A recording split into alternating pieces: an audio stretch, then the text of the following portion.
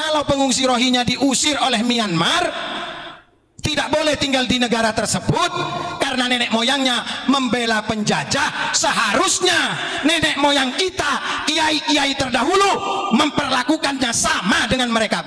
Setuju itu? Kenapa? Mereka seagama tapi tidak senasionalis dengan kita.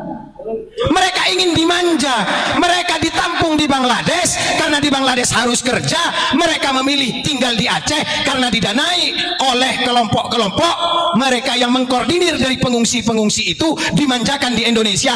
Tujuannya nanti ingin menguasai.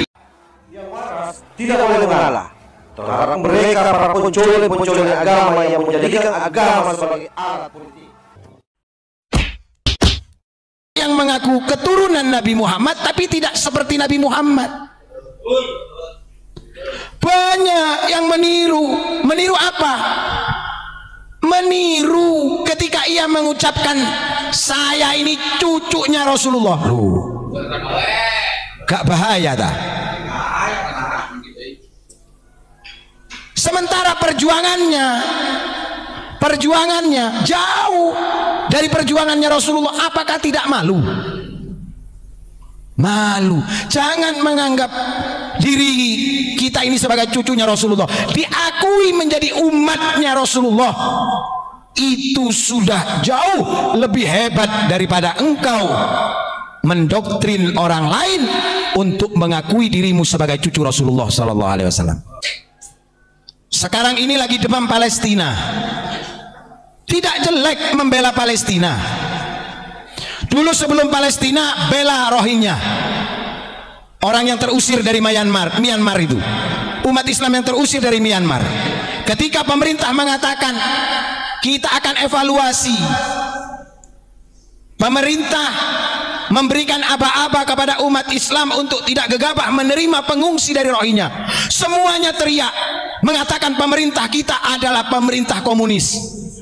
Tapi sekarang pengungsi Rohingya membahayakan terhadap kedaulatan masyarakat di Indonesia. Banyak masyarakat di Aceh menolak pengungsi-pengungsi itu. Kenapa?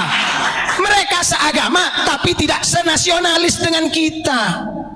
Mereka ingin dimanja, mereka ditampung di Bangladesh karena di Bangladesh harus kerja. Mereka memilih tinggal di Aceh karena didanai oleh kelompok-kelompok mereka yang mengkoordinir dari pengungsi-pengungsi itu, dimanjakan di Indonesia. Tujuannya nanti ingin menguasai dari sebagian tanah air Republik Indonesia. Kenapa? Mereka seagama tapi tidak senasionalis dengan kita. Mereka ingin dimanja, mereka ditampung di Bangladesh karena di Bangladesh harus kerja. Mereka memilih tinggal di Aceh karena didanai oleh kelompok-kelompok mereka yang mengkoordinir dari pengungsi-pengungsi itu, dimanjakan di Indonesia. Tujuannya nanti ingin menguasai dari sebagian tanah air Republik Indonesia. Ternyata tim investigasi berhasil. Kenapa kok pengungsi Rohingya, mohon maaf, kita tidak menyindir ini saudara seiman, tidak, tapi ini adalah masalah mentalitas dan karakteristik. Gen mereka bukan gen Nusantara yang kakinya diinjak orang Jawa, kakinya diinjak masih minta maaf. Gen mereka ketika mereka diberikan makan saja tidak sesuai dengan porsi mereka, mereka protes, padahal mereka tidak kerja. Sementara pribumi yang ada di Aceh harus kerja kuli bangunan, bahkan rela memulung rosokan, memulung sampah untuk didaur ulang, dijual kembali demi sesuap nasi. Pengungsi Rohingya yang katanya kalau ditolak negara ini dipimpin oleh komunis, komando-komando yang mengaku dirinya Imam Jumbo. Kemana sekarang? Kenapa tidak berteriak lagi? Itu Rohingya harus diatasi di tanah Aceh. Ketika mereka sudah berulah di negeri kita tercinta ini, kita ini memang memiliki ukhuwah Islamiyah, ukhuwah Basoriyah, dan ukhuwah Watoniyah. Investigasi mendapatkan satu fakta di lapangan sejarah, bahwasanya nenek moyang dari saudara kita Rohingya itu dulu ikut dengan tentara Inggris menjajah Myanmar. Loh, ternyata ini permasalahannya. Kenapa ditolak oleh Myanmar? Ulama Indonesia punya porsi kalau mau ngurusi ini. Kenapa? Karena Myanmar itu termasuk Nusantara. Ini kita kalau mau belajar sejarah, kenapa kok kita tidak boleh melupakan sejarah? Kita jangan jadi umat Islam yang klimaks dini, ejakulasi dini, sedikit-dikit marah, gampang terprovokasi. Kita tidak tahu maksud dan tujuan mereka datang ke sini. Ketika sudah ditampung di sebagian tanah Republik Indonesia, mereka berbuat ulah. Sementara mereka datang ke sini mencari suaka hukum. Mereka pengungsi. Sama yang dilakukan di tahun 1800-an. Asrafus Sani datang ke Indonesia pengungsi, dimobilisasi oleh Inggris dan Belanda. Buka sejarah lagi. Kalau kau mengaku keturunan Nabi Muhammad, kalau siapapun yang mengaku keturunan Nabi Muhammad, mengaku cucu Nabi Muhammad pada saat ini, monggo tinggal di Madinatul Munawwarah, makam leluhurmu di sana.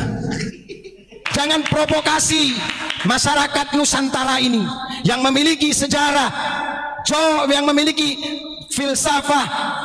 Jawa digowo, Arab digarap, Barat diruat. Loh, ini jangan disalahartikan.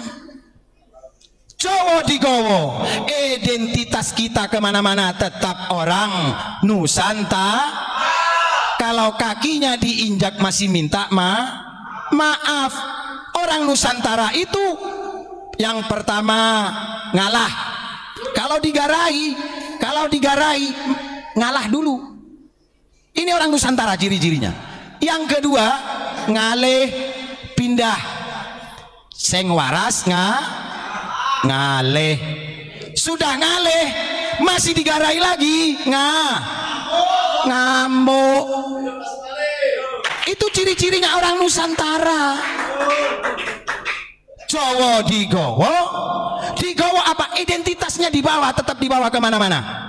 Sekarang sudah terbentuk negara kita adalah Indonesia. Kalau kita datang ke Mekah, kita ini pada umumnya Muslim Indonesia ini kan umroh dan haji. Ditanya min aina, tidak mungkin mengatakan ana min Jawi, enggak. Pasti mengatakan ana min I'm from Indonesia. Padahal dia dari Sulawesi, padahal dia dari Papua. Tetap mengakui bahwasanya dia adalah orang Indonesia. Ini yang dimaksud dengan Jawa digowo, Arab digarap. Artinya digarap bukan dipaitu, bukan dijelek-jelekkan. Digarap artinya dibumikan dan dilangitkan. Ajaran Nabi Muhammad, ingat, ajaran Nabi Muhammad mutlak turunnya di tanah Arab, sehingga ajarannya ajaran yang notabene berbahasa Arab. Tapi tidak semua ajaran Nabi Muhammad itu berbahasa Arab.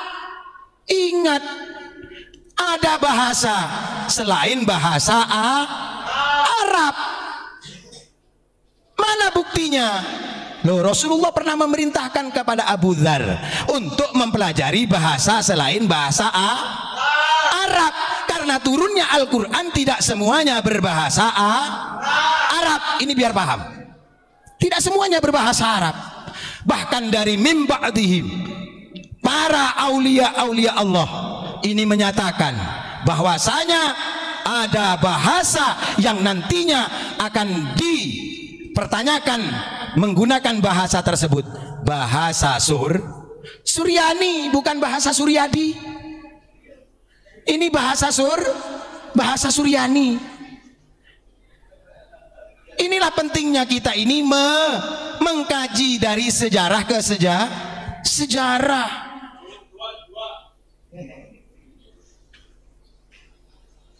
Artinya apa? Dalam Al-Quran Allah firmankan, asluha sabitu wa far'uha fis sama. Ketika agama ini akarnya menancap ke bumi, menancap ke dalam tanah, kemudian cabangnya akan rindang, akan memberikan buah yang manis. Loh, ini perspektifnya agama Islam. Kalau sudah terjadi seperti apa peristiwa yang ada di Aceh sana, pengungsi Rohingya yang sudah mulai macam-macam, loh ini kan bahaya, membahayakan terhadap stabilitas keamanan nasional. Mari kita cerdas, mengikuti fatwa-fatwa yang difatwakan oleh orang yang kita tuakan, dari orang yang engkau percaya ia mampu untuk mempertanggungjawabkan. Sekarang tolong ini dipertanggungjawabkan. Jangan salahkan pemerintah lagi. Kita ini hanya bisa menyalahkan pemerintah nanti. Apa kata dunia?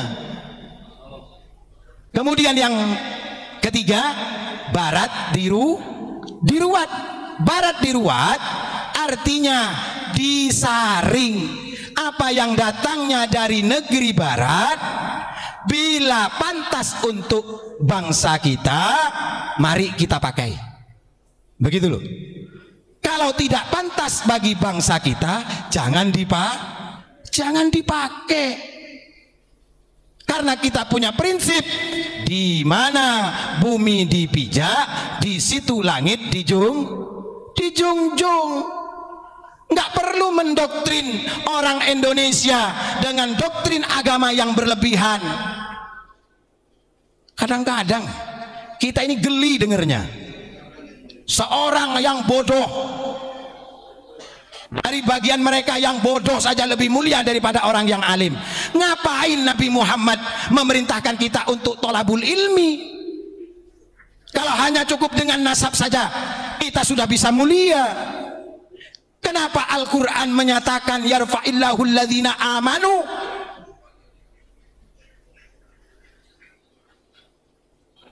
Sementara hanya bandrolan nasab saja kita sudah bisa mulia.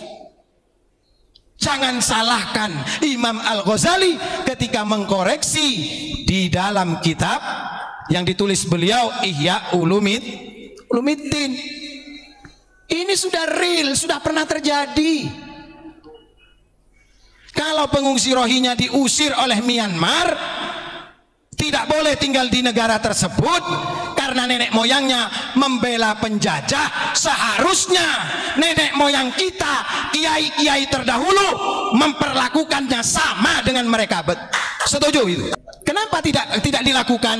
Karena leluhur kita, karena para ulama-ulama Nusantara memiliki filsafah Pancasila. Kalau ini dilakukan seperti yang dilakukan Myanmar, berarti kita bukan orang Indonesia yang berpancasila. Loh, bahaya ini. Jangan sampai kedaulatan negeri kita, keamanan masyarakat kita, saudara kita yang seagama, yang senegara. Aceh itu mayoritas Islam loh. Ayo, sekarang tolong dijawab itu. Mana dulu provokator-provokator yang mengatakan pemerintah bila menolak pengungsi Rohingya adalah pemerintahan komunis. Islam di Indonesia ini ditolerir.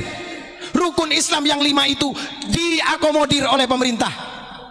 Kau yang beragama Islam, ditulis KTP-nya Islam. Kemudian kau akan sholat, diatur jadwal sholatnya, dicari waktu sholatnya, hilal, ru'yat, hisab dilakukan oleh Kementerian Agama, dilakukan oleh MUI, dilakukan oleh NU, dilakukan oleh Muhammadiyah, yang dikoordinir oleh pemerintah. Waktu puasa, waktu Idul Fitri, Idul Adha, mengeluarkan zakat dikoordinir oleh pemerintah. Adanya Basnas, Badan Amil Zakat Nasional. Bahkan sekarang ada Lajisnu, sekarang ada Lajismu dari Muhammadiyah. Makanya kaum muslimin yang ingin membantu saudara-saudara muslim di Palestina, jangan lepas dari Basnas, jangan lepas dari Lajisnu, jangan lepas dari Lajismu, karena itu adalah lembaga yang dipercaya oleh negara. Ini ada penggalangan dana untuk saudara Palestina, rekeningnya rekening pribadi.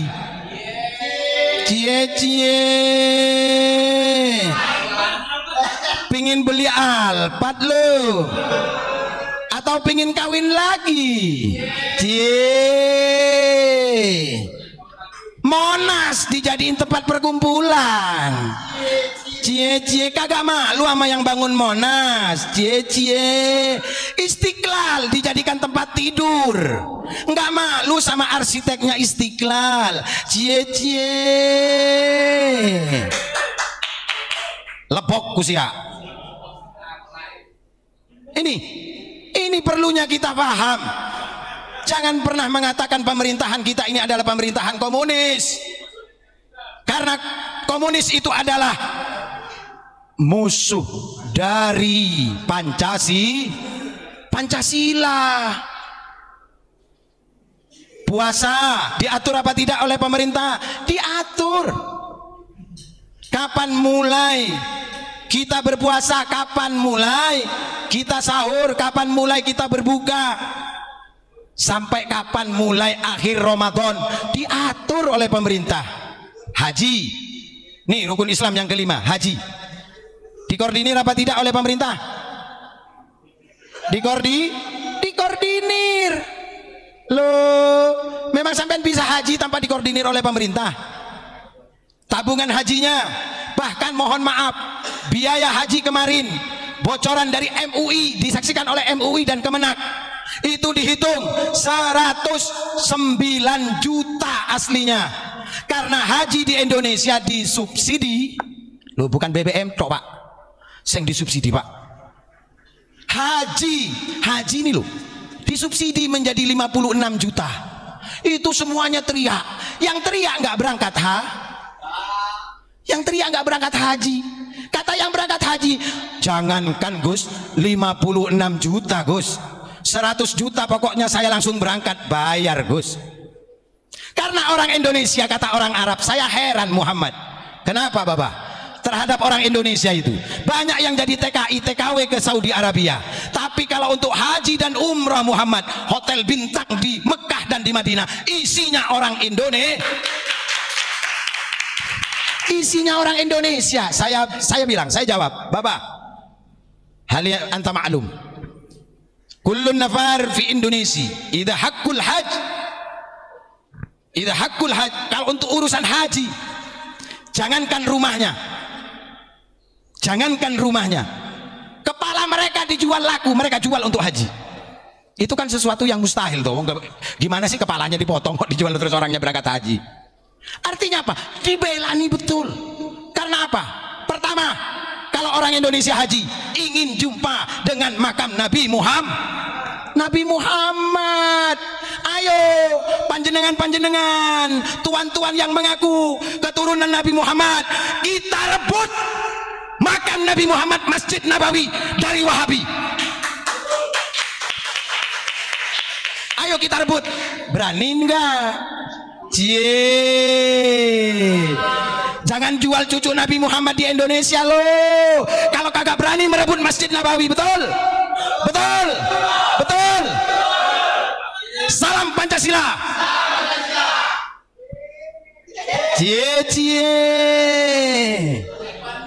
Panik lu pada kalau udah digugat seperti begini, panik lu bro.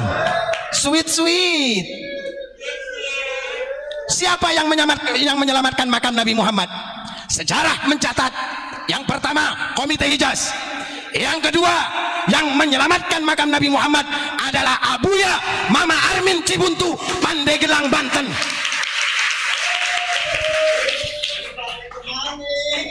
Ayo silakan dibantah sejarah ini. Ketika suku Arab Kut-Kut ingin menghancurkan makam Uhud dan makam Nabi Muhammad, Mufti Madinah minta tolong kepada Syekh Nawawi. Syekh Nawawi mengamanatkan kepada Abuya Mama Armin untuk memimpin pasukan yang berjumlah 45 pasukan. Loh, cuma 45 pasukan. Lu teriak-teriak di bumi Indonesia dengan mengangkat pedang. Jangan ajari orang Indonesia mengangkat senjata, bro. Karena yang memerdekakan negeri kami Indonesia bukan leluhurmu, tapi leluhur kami. Leluhurmu pecundang, jarkoni, wani ngajari, wedi ngelakoni.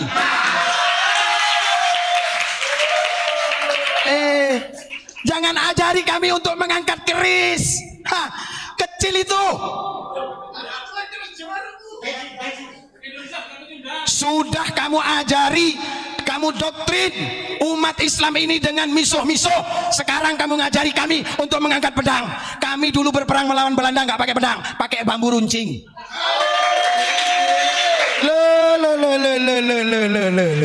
Gak bahaya ta?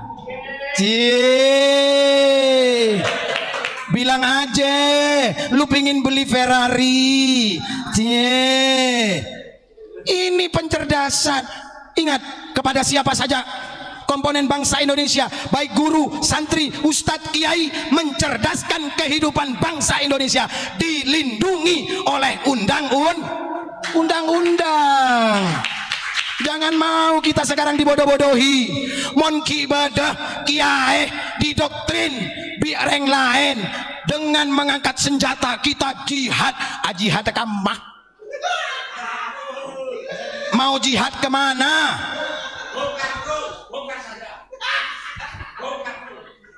Menyerukan jihad ke Palestina.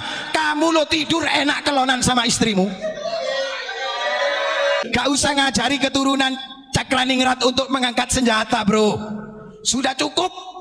Bagi kami pertempuran antar agama di Nusantara sudah pernah terjadi. Pertempuran antar suku sudah pernah terjadi. Itu masa kelam kami dan tidak akan kami ulangi lagi. Papua tetap bersatu di NKRI. Loh, kalau nggak percaya silakan datang ke Papua. Apa mata uang yang dipergunakan? Rupiah. Kemudian BBM yang disuplai dari mana? Dari Indonesia. Yang bangun tol pemerintah mana? Pemerintah Indonesia, bro. Mohon maaf, saya bukan buzzer rezim, bukan. Kalau memang itu salah, kita salahkan. Kalau itu benar, mari kita ikuti. Begitu. Kita harus yakin. Yakin. Jangan mengatakan NU sudah dipecah belah. Pret. Kamu kok mancing NU? NU sudah terpecah belah. Nggak ada NU terpecah belah. Karena NU masih punya pamomong, masih ada yang ngasuh. Walaupun beliau tidak menjabat di struktur, ulama khos NU tetap setia kepada NU. Kalau NU sudah terpecah belah, Indonesia diambang kehancuran, itu halu. Itu halu. Nggak usah dibesar-besarkan. Kamu sudah berjuang di NU apa? Apa yang sudah bisa kamu berikan kepada NU? Jangan kamu berprinsip apa yang saya bisa dapatkan dari NU. Karena NU bukan ladang mencari penghidupan, tapi bagaimana menghidupkan NU. Alhamdulillah, ternyata ulama khos Nahdlatul Ulama masih solid. Jangan framing umat ini dengan framing bahwasanya kiai-kiai NU sudah pecah. Jangan eman-eman lambemu turah. Inilah kalau ingin tahu sejarahnya sekarang. Rohingya bergejolak di Lok Sumawe, bergejolak di Sabang, bergejolak di Aceh. Jangan diam kalian. Kalian yang memaksa Rohingya untuk masuk ke Indonesia. Sekarang Rohingya berbuat ulah di Indonesia. Upaya apa? Pendekatan apa? Upaya solusi apa? PBB aja angkat tangan kok. Kita ini kadang-kadang sombong. Sombong apa? Sombong karena beragama Islam itu sombong. Enggak seolah-olah yang lain kalau tidak membela itu masuk neraka. Loh. Ini kita harus paham. Mari anak-anak santri. Edukasi ini adalah mencerdaskan, untuk mencerdaskan kita. Karena 10 tahun, 50 tahun yang akan datang, yang akan berbicara bukan kami lagi, tapi panjenengan santri-santri di seluruh antero Nusantara ini yang akan menggantikan kami menjadi pemimpin-pemimpin di Indonesia.